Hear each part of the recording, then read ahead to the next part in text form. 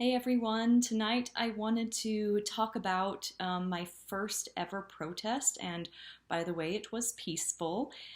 It was Monday, September 15th. I went out in front of the Utah County Courthouse, and I do have a short video of it, so I'll link it in the description below. It's like 30 seconds.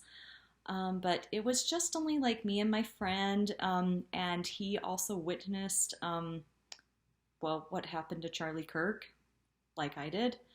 But basically, we just went in front of the courthouse and we held up a sign saying, "Death penalty for Tyler Robinson."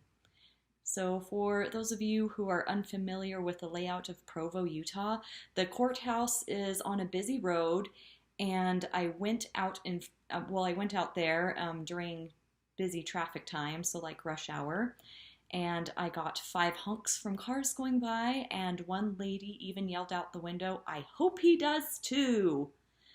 However, one ignorant boy had to come up to me and had to ask questions to prove how brainwashed he was. And just to tell you what he looked like he hadn't had a haircut or a good shave for the better part of a year, and he also had red hair. So he looked at some of the smaller things that I had written on my whiteboard, and he just basically wanted to tell me how wrong I was. On one spot on the board, I wrote down "No more Antifa." The reason why is because the alleged assassin, you know the one I'm talking about, had Antifa stuff etched on the bullet casings. This red-headed fool said, "So you like fascist stuff?"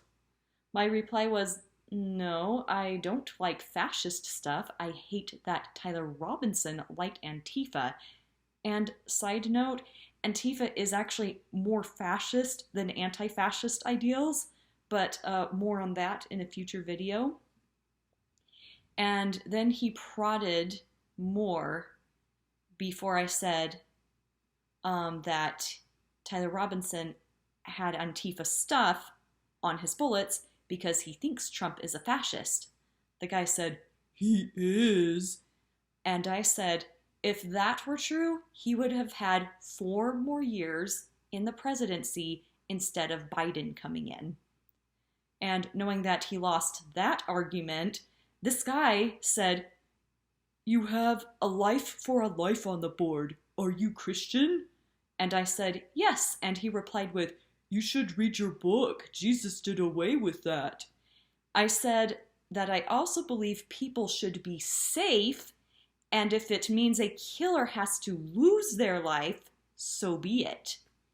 But what I really regret is not saying, Jesus also said, "Let the dead bury the dead, and do unto others as you would have done unto you." And I don't know what this guy's thing was, but I walked away from that feeling a little bit icky. The mainstream media has reported horrible news so long to the point where they are no longer giving the facts. They are just hoping that you can be led over by their persuasions.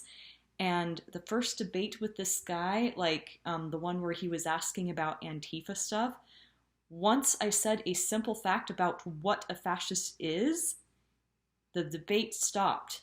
I can tell that he hasn't read the Bible either, nor did he seem to have a moral compass to want justice for a man who was killed.